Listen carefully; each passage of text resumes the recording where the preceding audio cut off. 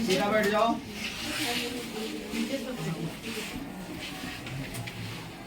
आज 5 सितंबर है, डॉक्टर सर्वपल्ली राधाकृष्णन का जन्म दिवस है। डॉक्टर सर्वपल्ली जो राधाकृष्णन है, ये 5 सितंबर 1888 को तमिलनाडु में पैदा हुए थे। 1888 कौन सा सन था? और ये शुरू से ही इनको टीचर बनने का बड़ा लगाव था कि हमको टीचर बनना है। और टीचर बन करके इन्होंने समाज की बहुत सेवा की, देश की सेवा की, और आगे चल करके ये भारत के प्रथम वाइस प्रेसिडेंट उपराष्ट्रपति बने और भूतपूर्व राष्ट्रपति बने। प्रथम उपराष्ट्रपति और द्वितीय राष्ट्रपति बने डॉक्टर सर्वपल्ली राधाकृष्णन।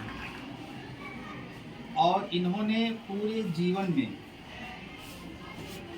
लोगों की बहुत सेवा की। टीचर बनना सबसे ज़रूरी क्यों है? क्योंकि समाज के लोग टीचर को बड़ा आइडियल मानते हैं, आदर्श मानते हैं। अगर समाज में टीचर बिगड़ जाए तो समझिए सारा काम गड़बड़ हो जाएगा। शिक्षक होता है वो समाज गुरु होता है। आज आप देखेंगे कि ज़्यादातर लड़के बिगड़ जाते हैं, पढ़ाई करते करते उनके अंदर विकारता आ जाती है। तो कहीं ना कहीं वो जिसको अपना आइडियल मानते हैं, जिसको अपना आदर्श मानते हैं, वो कहीं ना कहीं बिगड़ गया। और अगर टीचर वर्ग ही सुधर जाए, जितने शिक्षक हैं ये सुधार हो जाए, एक अच्छा शिक्षक बन जाए, समाज का पूरा धड़ा, पूरा हिस्सा एकदम कंट्रोल में आ जाएगा, सुधर जाएंगे। अगर एक डॉक्टर बिगड़ जाए तो क्या होगा? बहुत ज़्यादा 100 मरीज मर जाएंगे गलत दवा करने से, 200 मरीज गलत दवा करने से मर जाएंगे। एक इंजीनियर खराब इंजीनियर बन जाए तो क्या होगा? पुल गिरेगा, कुछ लोग मर जाएंगे। लेकिन अगर एक टीचर खराब टीचर बन जाए तो पूरा समाज बेकार हो जाएगा। एक ऐसा टीचर जो दारू पीता हो तो उसको देख करके लोग क्या सीखेंगे? दारू पीना सीख जाएंगे। एक ऐसा टीचर जो गुटखा खाता हो, उसको देख करके लोग क्या बन जाए? गुटखा खाने वाला बन जाएंगे। क्योंकि लड़के या समाज के लोग अध्यापक को गुरु मानते हैं, अपना आदर्श मानते हैं। शिक्षक जैसा कपड़ा पहनेगा लोग वैसा कपड़ा पहनना शुरू करते हैं। मतलब शिक्षक को बड़ा आदर्श मानते हैं। इसलिए शिक्षक को अच्छा होना बहुत जरूरी है।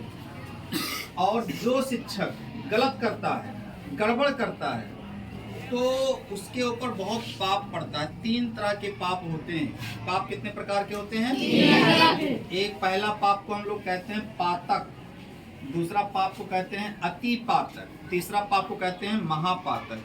जो टीचर गड़बड़ करता है वो महापातक की श्रेणी में आता है, और वो उस टीचर का घर खराब हो जाता है, उसके बच्चे बिगड़ जाते हैं, आने वाली पीढ़ी भी खराब हो जाती है। बहुत से टीचरों को आप देख लो, सरकारी हों या प्राइवेट हों, जिसने भी धोखा किया बच्चों के ज़िंदगी के साथ, उसका ज़िंदगी तबाह हो गया, उसका ज़िंदगी चौपट हो गया। पहला श्रेणी का पाप क्या है? पातक। पातक मतलब आपने किसी का चोरी किया 10 रुपये का, फिर आपने उसको लौटा दिया, खत्म हो गया काम। किसी का आपने किताब चोरी कर लिया तो पाप की श्रेणी में आया, लेकिन फिर लौटा दिया, काम लगभग न्यूट्रल हो गया। दूसरा पाप क्या होता है? किसी का आपने हाथ काट दिया, हाथ कट गया, उंगली काट दिया, लेकिन उसका उंगली कभी जोड़ पाओगे? नहीं जुड़ेगा, वो बेकार हो गया उसका। तो ये दूसरे श्रेणी का पाप और खतरनाक है, मैंने जिसका प्रायश्चित नहीं है। आप किसी का पैसा चोरी करोगे, दे दोगे, उसका प्रायश्चित है। इसको पहले श्रेणी का पाप कहा गया, पातक कहा गया।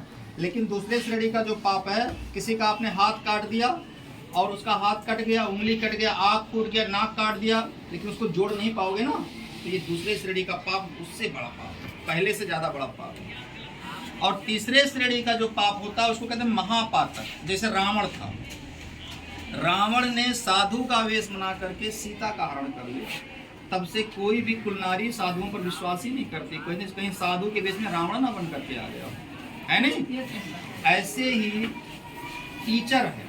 टीचर अगर कोई चीज, अब एक देखिए, रावण ने एक गलती किया, साधु बनकर के सीता का हरण किया, तो कोई साधु समाज पे, साधु जात पे कोई विश्वास ही नहीं करता है। है नहीं। ऐसे ही अगर टीचर बनकर किसी ने धोखा कर दिया तो पूरा टीचर वर्ग कलंकित हो जाएगा। ये रावण वाले पाप की श्रेणी में आएगा। जो पाप रावण पे लगा था वही उस टीचर पे भी लगेगा। रावण का सर्वनाश हो गया था, उस टीचर का भी कुछ बचेगा नहीं। सर्वनाश का मतलब पूरा जल के खाक ना हो जाए। सर्वनाश का मतलब है उसके बच्चे बिगड़ जाएंगे, उसका परिवार खराब हो जाएगा, उसके बच्चे के बच्चे बिगड़ जाएंगे, सब कुछ बेकार हो जाएगा। इसलिए ये बहुत पवित्र काम है। और एक अच्छे आदमी को अपना आइडियल बनाना है। टीचर बहुत है, लेकिन जो अच्छा टीचर हो, जिसके अंदर सारे गुण विद्यमान हो, उसको अपना आइडियल मान करके उसको फॉलोअप करना है।